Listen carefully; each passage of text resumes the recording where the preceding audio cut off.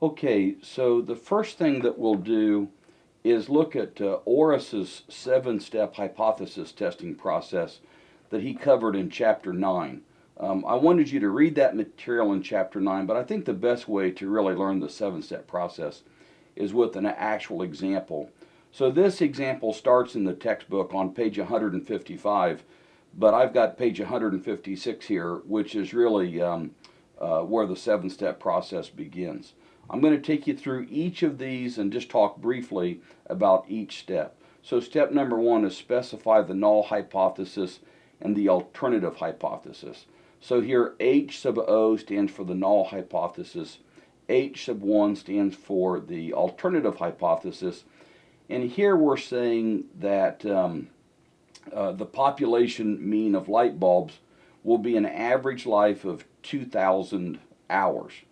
In other words, the mean advertising life of the bulb is 2,000 hours, whereas the alternative hypothesis, mu is greater than 2,000 hours, assumes that this device that's discussed in the text will help the bulbs last longer than the advertised life of 2,000 hours. So what we're interested to find out with this particular test is this device that Orris discusses in this example, is this device effective at helping light bulbs last for more than 2,000 hours? And as he talks about in Chapter 9, H sub O, which we refer to as the null hypothesis, null has the Latin derivation meaning none or zero, okay? So again, the first thing we do is we specify the null hypothesis, or specify both hypotheses. Null hypothesis, mu equals 2,000. Alternative hypothesis, mu is greater than 2,000. Step number two is to specify the level of significance. You'll see here this little squiggly item stands for is the Greek letter alpha, and we say alpha equals 0.05.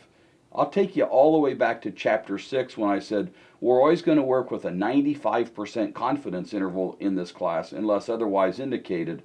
And when we say a 95% confidence interval, that's the same thing as specifying alpha at 0.05. Again, I want you to go back and look at Chapter 9. Yes, Chapter 9, specifically the part on type 1 and type 2 errors.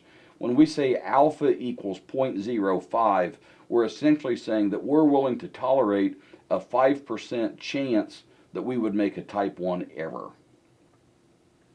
Step 3 is to specify which test statistic are we going to use. Well, we're going to compare what Orris calls mean versus hypothesized value. And notice here he talks about the t-test. Okay? Now first, a lot of times you'll hear me use the phrase one sample difference of means test rather than the means versus hypothesized value. So whether I refer to it as the mean versus hypothesized value or the one sample difference of means test, they're both one and the same. And here you see, instead of using the z-test, which we've discussed up until now, we're going to use the t-test. Orris talks about this on page 155 in some detail, but basically we need to use the t-test rather than the z-test because this example uses such a small sample size, a sample size of 10 light bulbs. So we state the decision rule, reject the null hypothesis if the observed t-value is greater than 1.833.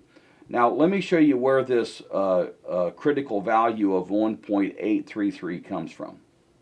Rather than working with the z-tables in page 375 and 376, we're now going to move to page 377, and that's the table, that's the page where the t-distribution critical values are located, okay?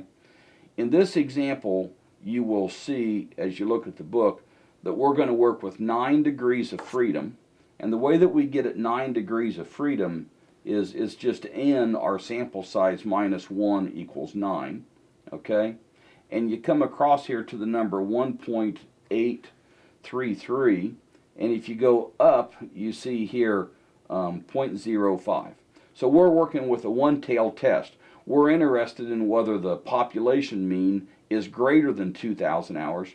So with a one-tailed test, an alpha level of 0.05, and 9 degrees of freedom, our critical value for the t-test is 1.833.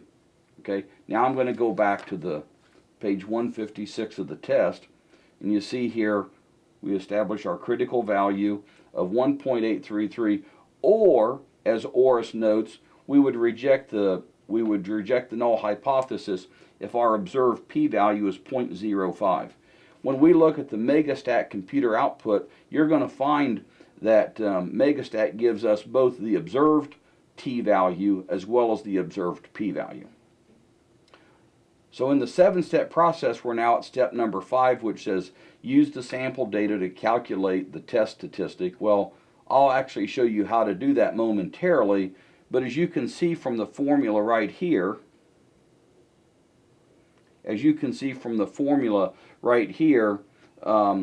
the average number of hours that the light bulbs lasted in our sample was 2,090 hours.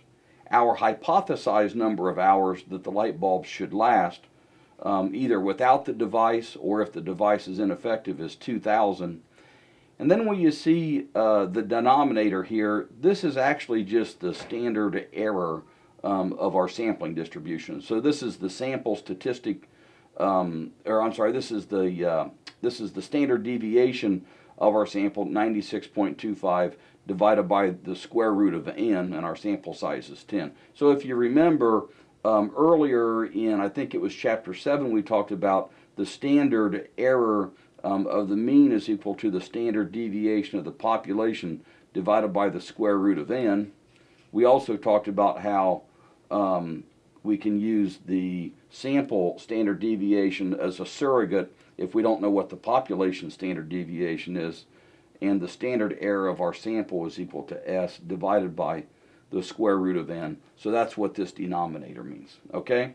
So now we've completed the first 5 steps. We see that our observed t-value is 2.957, which happens to be greater than our critical value of 1.833. And that's going to be important as we turn the page here. And we look at step number 6, which says use the test statistic to make a decision. Well, we decide to reject our null hypothesis because our observed t-value of 2.96 is greater than our critical value of 1.833 from step 4, and also the observed p-value is 0.008 is less than our critical p-value of 0.05. Now you're going to see these in the Megastat output when I show it to you briefly. So what we conclude at step number 6, use the test statistic to make a decision, we've decided to reject the null hypothesis, and we conclude that the average number of hours that these light bulbs last is more than 2,000 hours. And that's basically what we do here in step 7, is draw that conclusion, recognizing that there's less than a 5% chance of us having made a type 1 error.